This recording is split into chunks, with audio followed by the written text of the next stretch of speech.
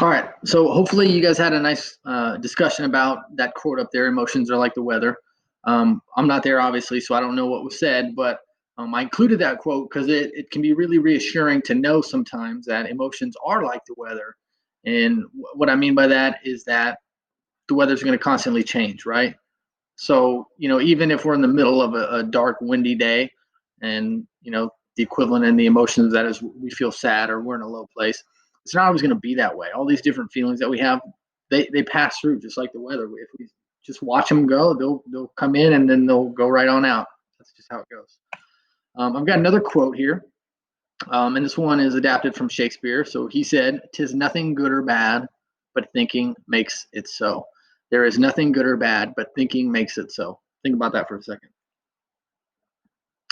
So now I've included that because one thing that we all need to do is to stop treating our emotions as good or bad. Obviously, there are emotions that feel good and there are emotions that feel bad, but an emotion that feels good isn't necessarily good, and an emotion that feels bad isn't bad. It just doesn't feel good. Okay. So emotions are information, and that's something that we got to remember.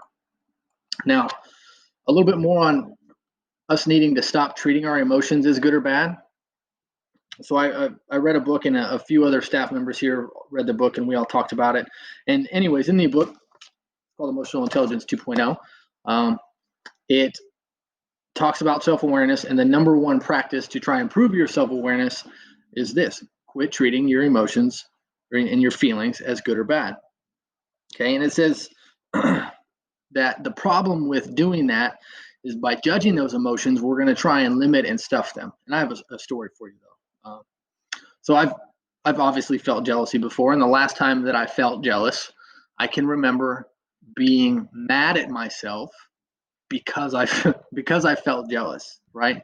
So I didn't believe that I had any reason to be jealous, and I didn't really, but I felt it, and it baffled me, and I didn't want to feel jealous. I didn't feel like I should feel jealous, but I still felt it, and I got mad at myself for feeling that, okay? Because I interpreted that. I told myself that it was bad to feel that way.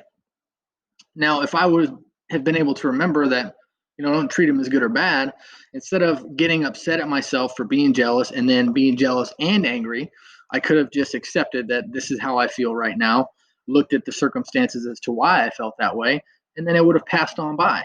But I was treating it as a bad emotion, and that made the emotion amplify and turn into two negative emotions that didn't feel good. So anyways, the book says that by suspending judgment of emotions, it allows the emotions to run their course and vanish.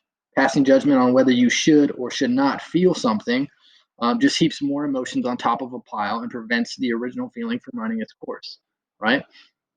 So the advice from the book is that when you start to feel an emotion build, try and take notice of it immediately, and don't tell yourself it's good or bad to feel how you feel, but just let yourself feel it. That's what the book says. And that was the number one thing to do to try and improve self-awareness. So nice little tidbit of information, but the important thing to take away: emotions aren't good or bad. They are information, and then they're to tell us something about what's going on and what we need to do. So there's that.